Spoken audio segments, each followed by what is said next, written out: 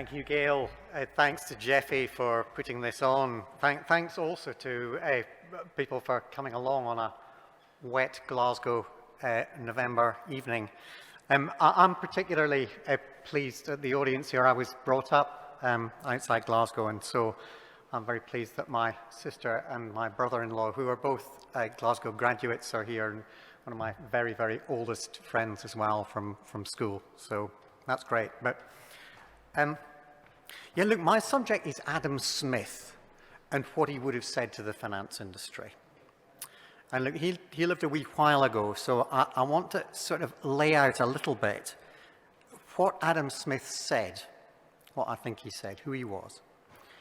What, therefore, he would have said about climate and the climate issues that we're facing today.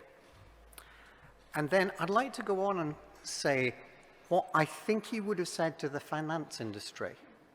Now, last week we had lots of announcements from the finance industry. For example, $130 trillion worth of banks and fund managers and insurers saying that they were determined to be net zero by 2050. What would he have said to that? What would he have said to the announcement that we are now going to have an international sustainability standards board telling companies what they need to report on sustainability? And then I'll finish with just a couple of minutes of my own thoughts about where I think we are on all of this. So, Adam Smith. He writes The Wealth of Nations in 1776, and he is a major figure in this extraordinary period of Scottish history, the Scottish Enlightenment. I mean, the number of really radical thinkers and doers that were based in Scotland, Glasgow, Edinburgh, Aberdeen in particular, is extraordinary. 1776, of course, was the American Revolution. 1776, if you come to Glasgow University, by that time Adam Smith was retired and he'd gone to Kirkcaldy, to where he lived, to write The Wealth of Nations. You would have found that James Watt was here, perfecting the steam engine. Of course, the steam engine provided the power for the Industrial Revolution. It also provided the carbon dioxide, which we're now having to deal with. By the way, talking of carbon dioxide, the mentor of James Watt was a guy called Joseph Black. He was the first person to identify carbon dioxide and its characteristics. Again, he was at Glasgow University. Adam Smith knew him well.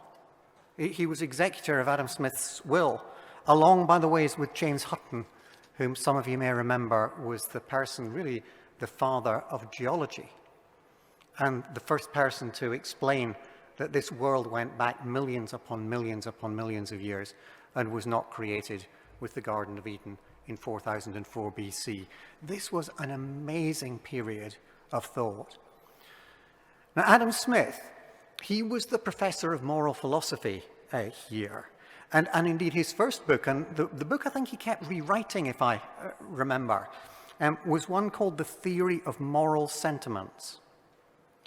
And his view of humankind was that humankind was a moral being and needed to be thought of as a moral being. By the way, for any of you who are listening to this, you will know that when you study economics, that thought disappears in an assumption that we are all homo economicus, people who are simply trying to benefit ourselves. He was also famously absent-minded, by the way. He was a professor and an absent-minded professor. Apparently, he's supposed to have fallen into a tanning pit one time when he was walking around thinking about what he was going to put into The Wealth of Nations. But he was the father of economics. The first person to really think about, here's how he put it, how to provide a plentiful revenue or subsistence for the people, or more properly, to allow them to provide such a revenue for themselves. And in this, he didn't come up with big theories. Again, if you're studying economics, you'll know that you study this through a theoretical lens. Adam Smith is about practical things. And his practical observation is that it's labor that creates wealth and value. And that you can have very productive labor or you can have very unproductive labor. And labor becomes more productive the more it's specialized. The example he gave was of a pin factory, where if one person makes the pointy bit and one person puts the point on it, one person puts the top on it, you produce many, many more pins. And therefore, if you want specialization, you want the market to be as big as it can possibly be, with lots and lots of trade, so that when I look at my iPhone, I know that there was someone in Taiwan who knew exactly the sort of plastic, that little lens that was going to be the thing that took the photo from my camera and put it onto a digital. That specialization he would have absolutely endorsed. And he further would have said, look, people should get on with this themselves with as little interference from the government as they can, because he would have said, typically when government and business gets together, it's not always clear that that works to the people's advantage. And he made simple, practical observations and advice. That, by the way, is my 60-second introduction to Adam Smith in book 1 of The Wealth of Nations, which is where most people stop. I'm going to talk about book 2 of The Wealth of Nations, where he talks about capital. He calls it stock. And capital includes money, but it also includes everything else. So it includes the equipment that people use, factories, roads, all of those sorts of things that help create productivity. And of course, capital, he wanted money because he needed money to trade, and he liked trade because that was the way people could specialize, and therefore we could become wealthy. But he's also absolutely passionate about the need for all sorts of other capital as well. And he would say you should always look to build the capital of the nation. To such an extent that, again, for those of you studying economics, he thinks it would be far better to manufacture things where at the end of the process there is something there, tangible, than it is to spend your money on a service, for example, going out to a restaurant where all you've got is a hangover the next morning. And he'd quite distinguish between those. He'd be very keen that people save a lot, because then the savings will be put into capital. In fact, you can almost imagine him advising the Chinese Politburo on their economic policy. Very heavy savings, lots and lots of capital investment. But what about natural capital? Well, you see, the thing is, Adam Smith, he knew that natural capital was there. We can maybe put Rory, the quote up from Adam Smith. He says, in agriculture, let's remember agriculture was about 50% more of the economy in Adam Smith's day. Nature labors alongside man, and though her labor costs no expense, its produce has value as well as that of the most expensive workman. But for Adam Smith, nature was just there. You could rely on nature. It was always going to provide you with rain in November and provide you with a bit of sun in May and give you the harvest when the time came around.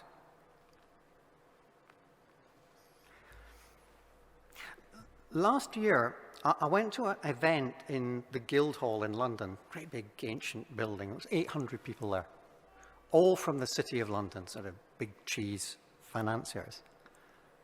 And there was a talk from David Attenborough with some wonderful films as well, you know, the Blue Planet-y sort of films. This is what David Attenborough said about, he's 90, David Attenborough.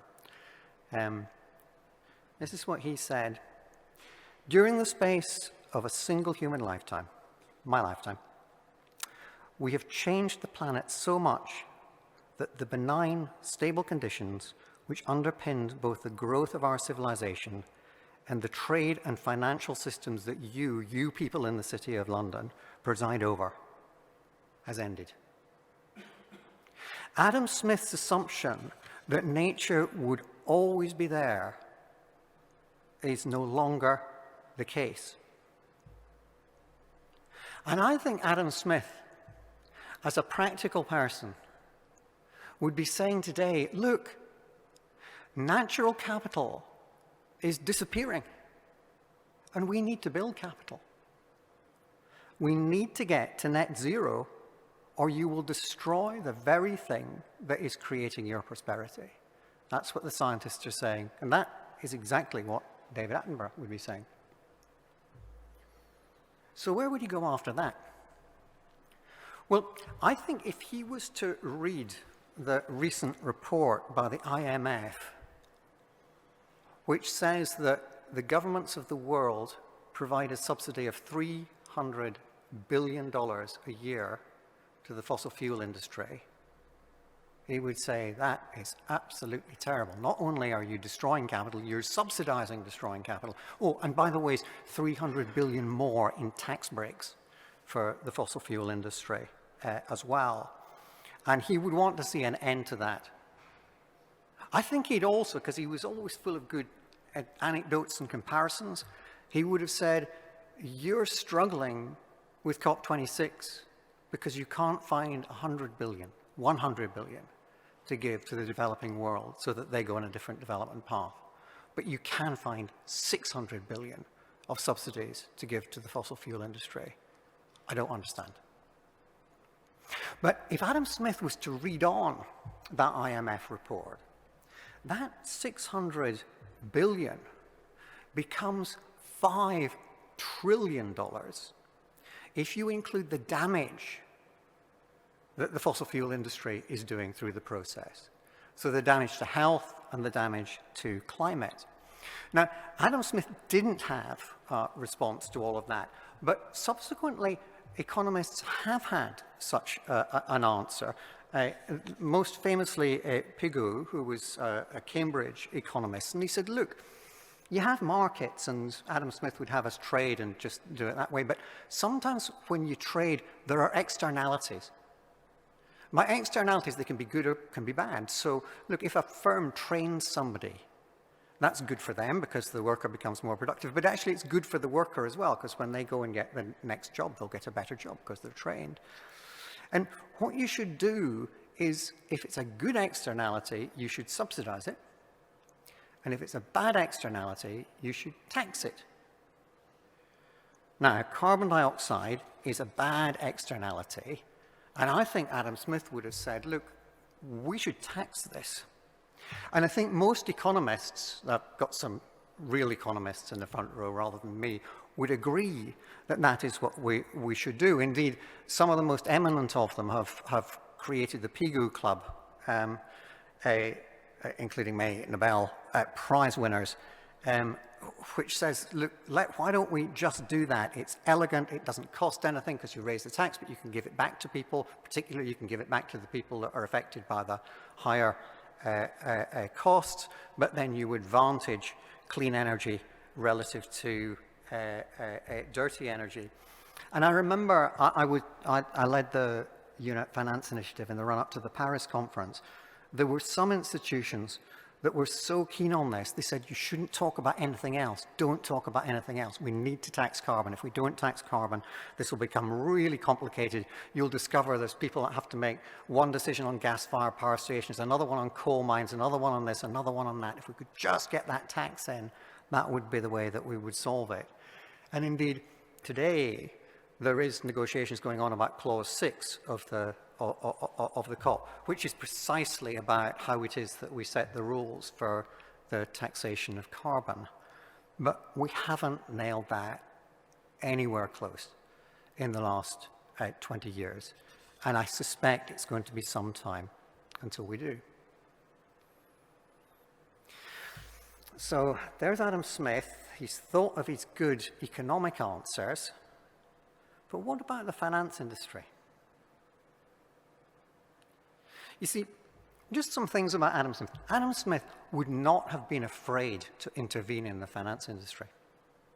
One of the things, if you read Adam Smith, that he thinks is a good idea is capping interest rates. Here's his logic, maybe if you follow it from what I said in the last 10 minutes. What he says is, if you're lending money at a very high rate of interest, the reason you're doing that is because you don't think you're going to get your money back. And that means that the capital is going to be destroyed. Furthermore, we've only got so much capital, and you ought to be giving it at a low rate of interest to somebody who will build the capital stock of the nation and make us all wealthier, and instead you're giving it to somebody at a very high rate of interest. So he was in favor even of the government capping interest rates. He'd further have said, look, if you're thinking about the world, we're all moral agents. You don't need to wait for governments to do things. You're a banker. You're a moral agent.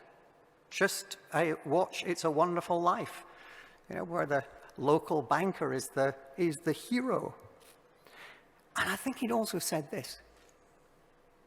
He'd have said, that money in the finance system, it doesn't belong to the fund manager. It doesn't belong to the insurance company. It's our money. And that therefore you're under a duty to think about whose money it is when you invest it or you lend it on to somebody else. I think that's where he would have come from, and therefore it's from those perspectives that he would have interpreted what it was that we saw last Wednesday.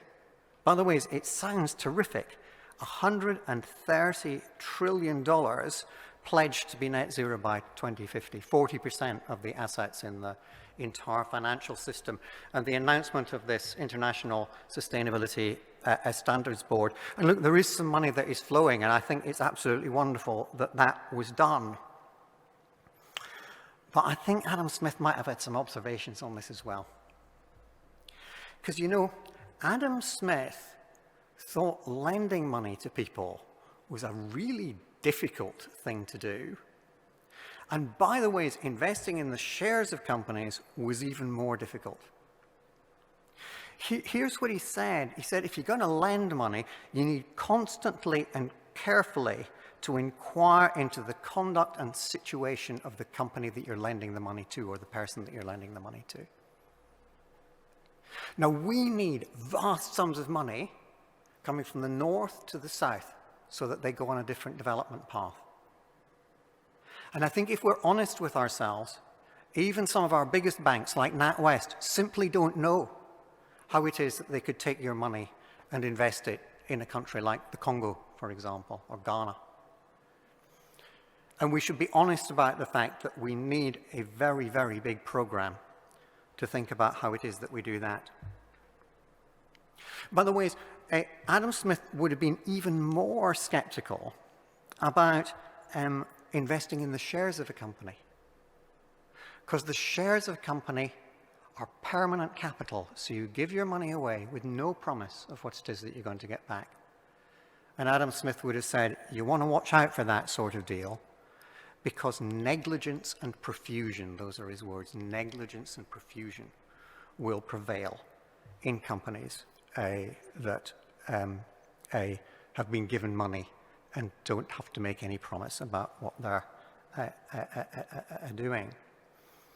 So look, I think there's a big gap in that promise. We're ready and willing, but we're not able to fund what it is that we need to do. And that should be a very big challenge for all of us, as it should be for policymakers.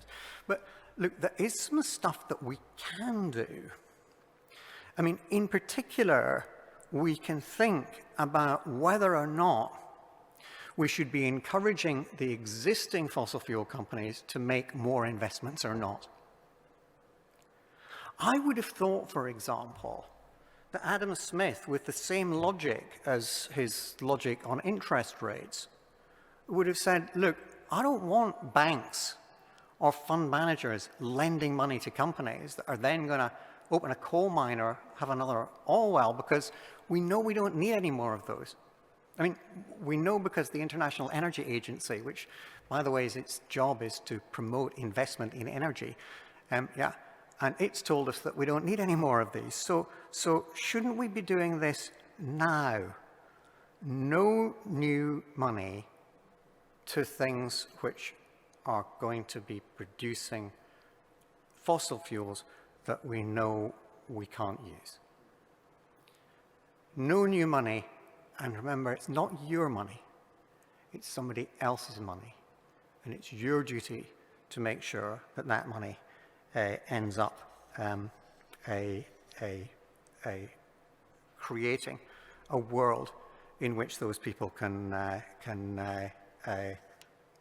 live and live well. So 130 trillion saying that they're going to be net zero in 2050, it's great, but I do have some sympathy with the protesters who say, but show me what it is that's happening today. It's a bit like the drinker who tells you that they're going to give up alcohol in 2050. It's not something that you necessarily believe. But protesters often say as well, and I think Adam Smith might pull them up on this, that you should sell the shares of companies, the permanent capital in fossil fuel companies. I think he might push back against that. Do you remember he said negligence and profusion is what you're going to find where companies have got permanent capital? Well, we've overcome that problem, and we overcome that problem using the same means that we did in politics, which is we gave the shareholders the vote. Every director in Britain, every director, every year seeks re-election. So tell me, why, if I'm a fund manager managing other people's money, why would I be approving the re-election of a director who would not put their company on a net zero path by 2050? That's including BP and Shell and all the other big oil companies. It would seem to me that just using your vote that way is something that would be sensible and simple, just as withdrawing new money would be sensible and simple. And look, I'd have a couple of other ideas, but let me just do one more, which has particularly been part of what I've been doing for the last couple of years, which is it's great that we're going to have an International Sustainability Standards Board. I think that sounds like a nice idea, and companies will declare what it is that they're doing. But we already have an audit and accounting industry. By the way, Glasgow has a particular point in the audit and accounting industry because the companies were forced to have an auditor, an independent audit, after the collapse of the City Bank of Glasgow in 1870-something, which was a Ponzi scheme. But the way in which accounts are drawn up today turn a blind eye to climate. If you want to be cheeky about it, you could say they're encouraging an environmental Ponzi scheme, where an oil company can invest in an oil well and then, if it discovers oil, can value it as though that oil is coming out of the ground in 2060. Well, that oil can't come out of the ground at 2060 because we won't have a stable climate. So that's something for the accountants to do as well. So I think if Adam Smith had looked at the finance industry, he would have said, look, the stuff that you can do and the stuff that you can do now, no new money. It destroys capital. It destroys natural capital.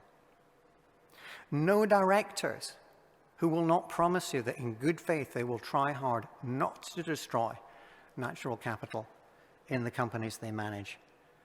And no misallocation which suggests that natural capital is infinite and that profits can be made through its destruction. You know, that's not too hard, is it? I think, indeed, it's relatively easy. So why have we not achieved this in the finance industry? I think it's because there's been a problem about the clarity of purpose. What is it that we are trying to do as we move money from where it is to where it is that it's needed? A lack of leadership in the 4 or 5 things that are really important that we've got to do, not just declarations, but 4 or 5 things that we've really got to do. And also, by the way, determination and pressure from the people whose money it is to say, you've got to change. Because if you don't, you destroy capital, and the David Attenborough quote is something that you should be thinking about all the time. By the way, I don't think at all it's got to do with the fact that somehow people in the finance industry are bad. They're not. They're just like other people. They're moral people, as Adam Smith would have seen them. But they need leadership, they need clarity, and they need determination. And so I think if Smith were here today, I think he might have been quite optimistic. I think he would have said, you know, in 250 years, humankind has been amazing. I would never have believed that you could have built the financial, the physical, the intellectual, the social capital that you've done since I wrote The Wealth of Nations. That everyone, almost everyone who's born lives to old age. That everyone is entitled to an education. That you have income and opportunity that was unimaginable in my day, where 80% of the Scottish population of 1 million lived in absolute poverty. And I think he would say, you will be able to address this climate change. You will be able to do that. I hope I've not misrepresented him. I think he would be looking for simple, practical things we could do. And I hope maybe that some of the things I've suggested might be on that agenda. But look, I leave the last word to David Attenborough. It's the Guildhall. There are 800 people dressed like me. Actually, some of them are a lot smarter than me. In the Guildhall, they give the man a standing ovation. And he's just told them the value we place on a stable, natural world will ultimately determine its future. Do we invest in the practices which take us deeper into this crisis, or in the solutions that would get us out of it? Now, finance can't do everything. Technology, governments, regulations have got a huge role to play. But we know we can do something. And with clarity of purpose, with leadership, with determination and pressure, I think, and I deeply hope, that we can get there. And I think Adam Smith would have done as well. Thank you very much.